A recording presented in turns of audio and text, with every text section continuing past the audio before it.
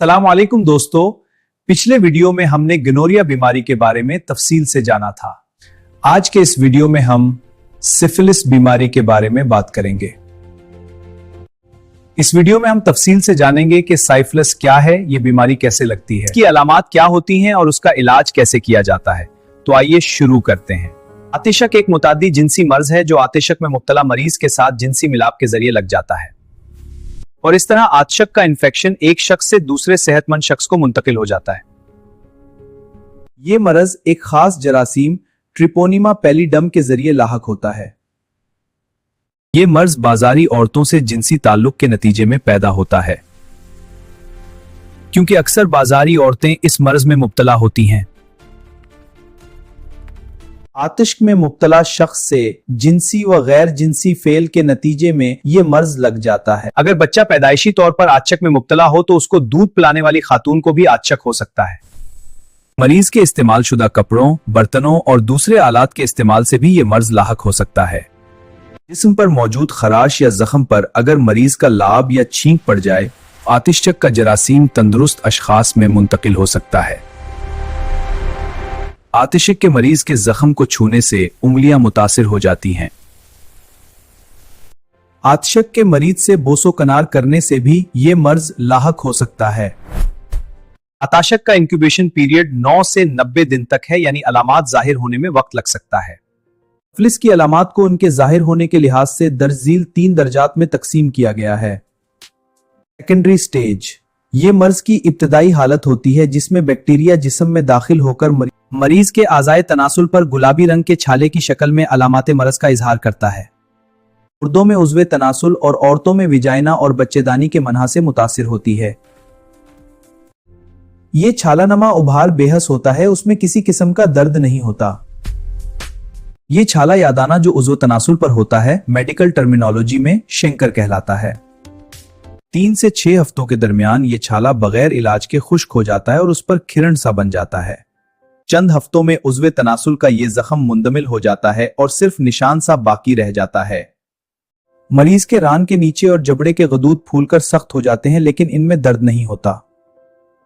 कई मर्तबा सिफिलिस की इस इब्तिदाई हालत में मरीज अपनी इस बीमारी पर कोई तवज्जो नहीं देता, क्योंकि इस दर्जे में सेप्सिस की बीमारी की अलामात खफीफ होती हैं। सेकेंडरी स्टेज इब्तिदाई सिफिलिस की अलामात जाहिर होने के कुछ अरसा बाद मर्ज डॉर्मेंट पीरियड में चला जाता है। ऐसा लगता है कि मरीज बिल्कुल सेहतयाब हो गया है, लेकिन मर्ज लगने के 2-3 माह बाद यह मर्ज पूरे जिस्म में फैल जाता है। मरीज के मुंह और हलक की अंदरूनी झली पर छोटे आभार पैदा होने लगते हैं जिनकी रंगत चमकदार सफेद होती है। जब ये उभार फैलते हैं तो जख्म बन जाते हैं। उसके साथ साथ बुखार की कैफियत जाहिर होने लगती है। सुस्ती, जोड़ों में दर्द और तकालीफ में रात के वक्त इजाफा हो जाता है। एनीमिया की वजह से कमजोरी महसूस होती है। दूसरे दर्जे के खत्म होने के बाद कुछ सालों का वक्फा आता है। यही वजह है कि मर्ज की यह स्टेज खुफिया कहलाती है। तीसरे दर्जे में जिगर, हड्डियों और फोतों पर कुछ उभार नमूदार होते हैं जिन्हें गुमा कहा जाता है। सेंट्रल नर्वस सिस्टम भी मुतासिर हो सकता है। पैदाइशी सिफिलिस भी हो सकता है जो बच्चे की पैदाइश से पहला मां के पेट में लाहक हो। अगर मरीज का इलाज सही ना किया जाए तो यह बीमारी क्रॉनिक सूरत इख्तियार कर सकती है। मर्ज के मुख्तलिफ दर्जे बार बार हमला कर सकते हैं। यह बीमारी एक दूसरे तक फैल सकती है। मुतासरा मां से यह मर्ज पैदा होने वाले बच्चे को लग सकता है। सुजाक की बरवक्त तशखीस इंतहाई जरूरी है ताकि मर्ज की शिद्दत और नौयत को समझा जा सके। सफ्स के मर्ज की तशखीस के लिए दरजील टेस्ट कराए जाते हैं। कम्युलेट ब्लड काउंट से खून के मुकम्मल इम्तिहान के जरिए इन्फेक्शन की ताकत का अंदाजा लगाया जाता है। यूरिन रूटीन एग्जामिनेशन से पेशाब का आम इम्तिहान करके इन्फेक्शन का अंदाजा लगाया जाता है। सीरम टीपीटी टेस्ट से मरीज में सिफिलिस की बीमारी की मौजूदगी का पता चलता है। वीडीआरएल टेस्ट मरीज के खून से किया जाता है जो सिफिलिस होने की सूरत में पॉजिटिव होता है। टीपीआई टेस्ट से मरीज में सिफिलिस की बीमारी की मौजूदगी का पता चलता है। इस मरज के दौरान जिनसी मिलाप से मुकम्मल परहेज करना चाहिए ताकि बीमारी मजीद ना फैले। इस मर्ज के इलाज के लिए मरीज को इंतहाई साबित कदमी की जरूरत होती है और इलाज कई महीनों तक जारी रहता है।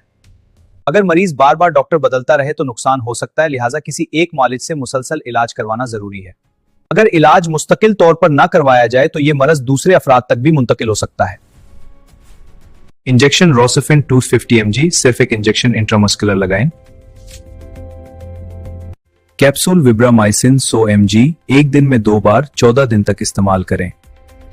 ये थी सिफिलिस यानी आतिशिक बीमारी। हमने उसके मुख्तलिफ मराहिल, अलामात और इलाज के बारे में तफसील से जाना। ऐसे ही मजीद इंफॉर्मेटिव वीडियोस के लिए हमारे चैनल को सब्सक्राइब करें और लाइक करना ना भूलें।